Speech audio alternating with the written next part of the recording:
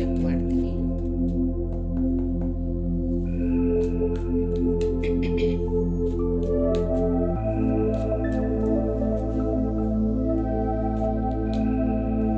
Ten of Wands, Knight of Cups.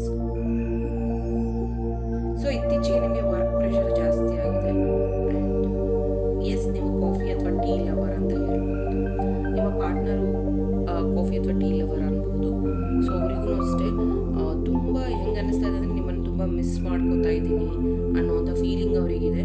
May be ನೀವು ಬೇರೆ ಬೇರೆ ಊರಲ್ಲಿ ಇರೋದ್ರಿಂದ ಅಥವಾ ಮೀಟ್ ಆಗಕ್ಕಾಗ್ತಾ ಇಲ್ಲ, ಅದರಿಂದ ಅವರು ನಿಮ್ಮನ್ನು ತುಂಬ ಮಿಸ್ ಮಾಡ್ಕೋತಾ ಇದ್ದಾರೆ.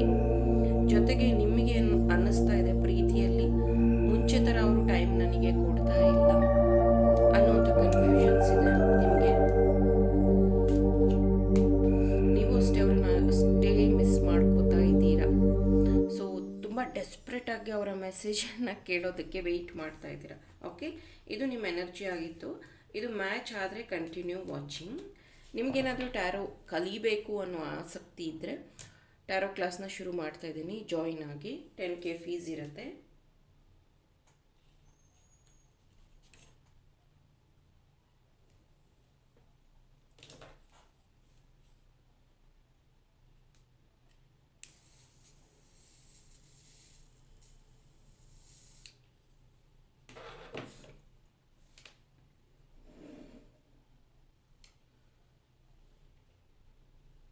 Thank you. ಎಸ್, ಇತ್ತೀಚಿನ ದಿನಗಳಲ್ಲಿ ನಿಮಗೆ ಕೋಪ ಹೇಗೆ ಬರ್ತಿದೆ ಅಂತಂದರೆ, ಮುಂಚೆ ಇಷ್ಟು ಕೋಪ ಇರಲಿಲ್ಲ ನಿಮಗೆ. ಈಗ ಯಾಕೋ ತುಂಬ ಕೋಪ ಮತ್ತು ಅವರನ್ನು ನೀವು ಏನಂತಾರೆ ಕಾಂಟ್ಯಾಕ್ಟ್ ಮಾಡೋಕ್ಕೆ ಟ್ರೈ ಮಾಡ್ತೀರ, ಅವ್ರ ನಂಬರ್ ಬ್ಯುಸಿ ಬರುತ್ತೆ ಅಥವಾ ವೇಟಿಂಗ್ ಕಾಲ್ ಬರುತ್ತೆ ಅಥವಾ ಅವ್ರು ಕಾಲ್ ಯು ಬ್ಯಾಕ್ ಅಂತ ಮೆಸೇಜ್ ಹಾಕ್ತಾರೆ. ನಿಮಗೆ ತುಂಬ ಕೋಪ ಬರುತ್ತೆ. ಈ ಕೋಪನ ನೀವು ಸ್ವಲ್ಪ ಕಂಟ್ರೋಲ್ ಮಾಡ್ಕೋಬೇಕು. ಈ ವ್ಯಕ್ತಿ ತುಂಬ ಸತಿ ಹೇಳಿದ್ದಾರೆ, ನೀನು ತುಂಬ ಮೆಚ್ಯೂರ್ ಆಗಿರುವಂಥ ವ್ಯಕ್ತಿ, ನೀನು ತುಂಬ ಅರ್ಥ ಮಾಡ್ಕೋತೀಯ ನನ್ನ, ಹಾಗಾಗಿನೇ ನಾನು ನಿನಗೆ ಅಷ್ಟೊಂದು ಕ್ಲಾರಿಟಿಯಾಗಿ ಏನು ಹೇಳೋದಕ್ಕೆ ಎಕ್ಸ್ಪ್ಲೇನ್ ಮಾಡೋದಕ್ಕೆ ಬರೋದಿಲ್ಲ ಅಂತ ಅವ್ರು ಹೇಳ್ತಾರೆ. ಬಟ್ ನಿಮ್ಗೆ ಅನ್ನಿಸ್ತಾ ಇರುತ್ತೆ, ಇವ್ರು ನನ್ನ ಹತ್ರ ಏನೂ ಶೇರ್ ಮಾಡೋದಿಲ್ವಲ್ಲ, ಹೇಗೆ ನನಗೆ ಗೊತ್ತಾಗುತ್ತೆ ನಾನು ಹೇಗೆ ಇದನ್ನು ಸರಿ ಮಾಡೋದು ಅನ್ನೋಂಥದ್ದು.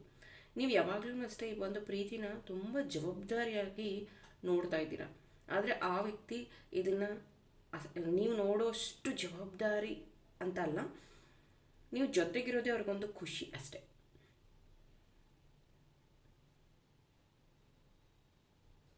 ಇಲ್ಲಿ ಬಟರ್ಫ್ಲೈ ನನಗೆ ಚಾನಲ್ ಆಗ್ತಾ ಇದೆ. ಮೇ ಬಿ ಅಗೇನ್ ಓಂ ಸಹ ಕಾಣಿಸ್ತಾ ಇದೆ ಇಲ್ಲಿ ನನಗೆ. ಸೊ ಮೇ ಬಿ ನೀವು ಸ್ಪಿರಿಚುವಲಿ ತುಂಬ ಸ್ಟ್ರಾಂಗ್ ವ್ಯಕ್ತಿಗಳು, ಅಥವಾ ನಿಮ್ಮ ಪರ್ಸನ್ ಸ್ಪಿರಿಚುವಲಿ ಸ್ಟ್ರಾಂಗ್ ಇದ್ದಾರೆ. ಹನುಮಂತನನ್ನು ಪ್ರೇಯರ್ ಮಾಡುವಂಥದ್ದು, ಶಿವನ ಆರಾಧನೆ ಮಾಡುವಂಥದ್ದು, ರಾಮನ ಆರಾಧನೆ ಮಾಡುವಂಥದ್ದು, ಡೈಲಿ ದೇವಸ್ಥಾನಗಳಿಗೆ ಹೋಗುವಂಥದ್ದು, ಆ್ಯಂಡ್ ಅವ್ರು ಮಾತಾಡುವಾಗೆಲ್ಲನೂ ಅಷ್ಟೇ ಹರೇ ಕೃಷ್ಣ ಅಂತ ಯೂಸ್ ಮಾಡುವಂಥದ್ದು ಅಥವಾ ದೇವರಿದ್ದಾನೆ ಅಂತ ಹೇಳುವಂಥದ್ದು. He or she is very positive.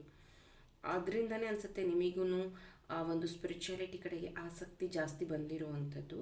May be ನೀವು ಡಿಫರೆಂಟ್ ರಿಲಿಜನ್ ಅವರು ಇರಬಹುದು. ನಿಮ್ಮ ರಿಲಿಜನ್ಗೆ ತಕ್ಕಂಗೆ ನಿಮ್ಮಲ್ಲಿರುವಂಥ ಭಕ್ತಿ ಏನಿದೆ ಅದು ತುಂಬ ಚೆನ್ನಾಗಿದೆ.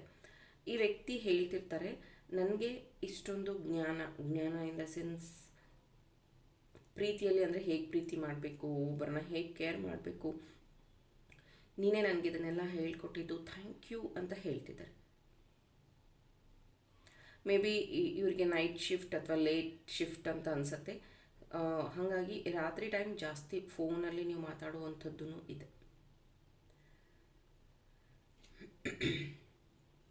ಇಲ್ಲಿ ಜಾಕೆಟ್ ನನಗೆ ಚಾನಲ್ ಆಗ್ತಿರುವಂಥದ್ದು. ಮೇ ಬಿ ಅವರು ಬೈಕ್ ಓಡಿಸುವಾಗ ಜಾಕೆಟ್ನ ವೇರ್ ಮಾಡ್ತಾರೆ ಅನಿಸುತ್ತೆ, ಅಥವಾ ನೀವು ಡೈಲಿ ಜಾಕೆಟ್ನ ವೇರ್ ಮಾಡ್ತೀರಾ ಅಂತ ಅನಿಸುತ್ತೆ. ಜಾಕೆಟ್ ಇಲ್ಲಿ ನನಗೆ ಇನ್ನೊಂದನ್ನ ಹೇಳುತ್ತೆ. May be doctor, lab technician, engineer, ಈ ಥರ ಕೋಟ್ಗಳನ್ನು ಹಾಕೋತಾರಲ್ಲ, ಸೂಟ್ ಕೋಟ್ ಆ ಥರನೂ ಇರಬಹುದು.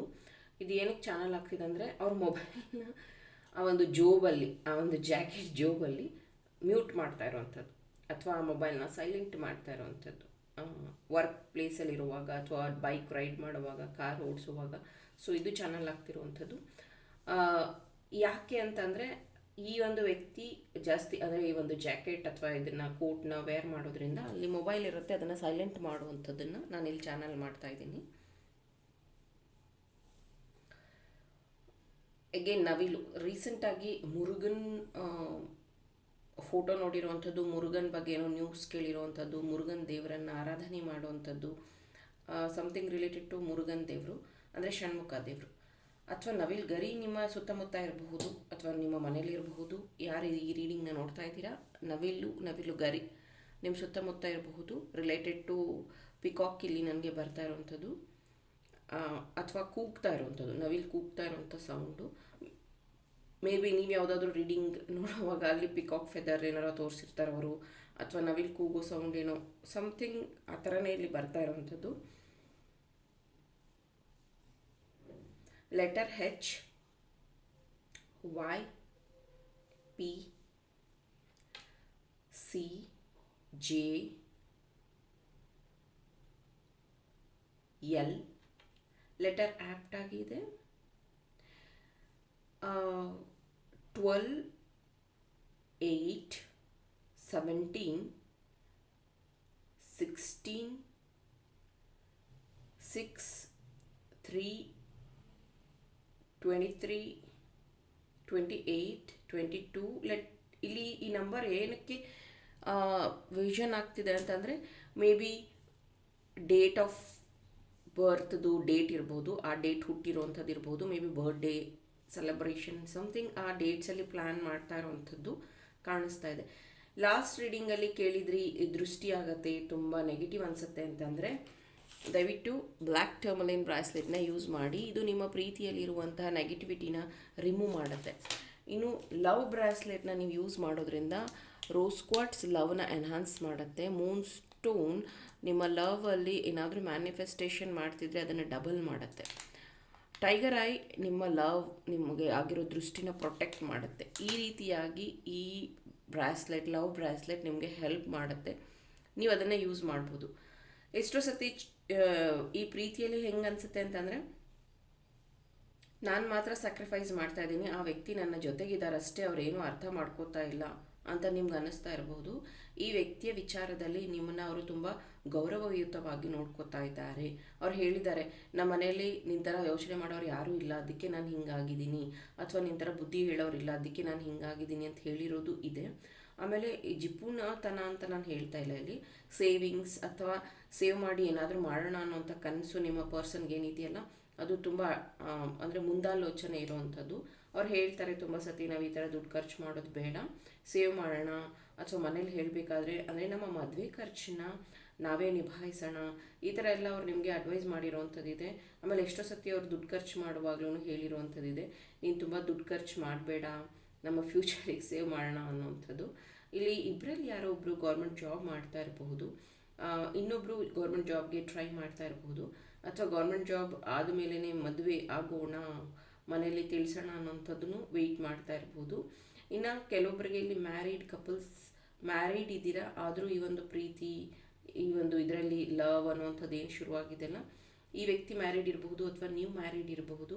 ನೀವು ನಾರ್ಮಲ್ ಇದರ ಥರ ಮೀಟ್ ಆಗೋಕ್ಕಾಗೋದಿಲ್ಲ, ಜಸ್ಟ್ ಫೋನ್ ಕಾಲ್ ಅಥವಾ ಮೆಸೇಜ್ ಅಥವಾ ಅವರಿಂದ ಏನಾದರೂ ಕಮ್ಯುನಿಕೇಷನ್ ಬಂದರೆ ಮಾತ್ರ ನಿಮಗೆ ಗೊತ್ತಾಗುತ್ತೆ, ಇಲ್ಲಾಂದರೆ ಏನೂ ಗೊತ್ತಾಗೋದಿಲ್ಲ.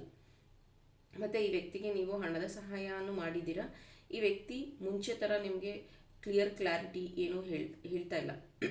ನೀವು ಅಂದ್ಕೊಳ್ಳೋದು, ಅಯ್ಯೋ ಅವ್ರಿಗೆ ಪ್ರಾಬ್ಲಮ್ ಆಗಿರಬಹುದೇನೋ, ಅದಕ್ಕೆ ಅವ್ರು ಮಾತಾಡ್ತಿಲ್ವೇನೋ ಅಂತ.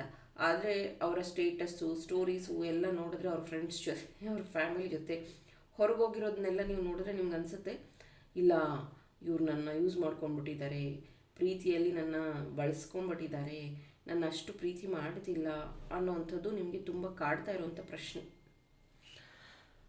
ಬಟ್ ಈ ವ್ಯಕ್ತಿಯ ಪ್ರೀತಿ ಹೇಗೆ ಅಂತಂದರೆ, ಮೇ ಬಿ ಅಷ್ಟೊಂದು ತೋರಿಕೆಯ ರೀತಿಯಲ್ಲಿ ಇರೋದಿಲ್ಲ. ಅವರು ನಿಮಗೆ ಮುಂಚೆ ಥರ ಅಂದರೆ ತೋರಿಸ್ಕೊಂಡು ಪ್ರೀತಿ ಮಾಡೋದಿಲ್ಲ. ಈ ವ್ಯಕ್ತಿ ಮನಸ್ಸಲ್ಲಿ ನಿಮ್ಮ ಬಗ್ಗೆ ಗೌರವ, ಪ್ರೀತಿ ಅಂತೂ ಇರೋದು ಗ್ಯಾರಂಟಿ.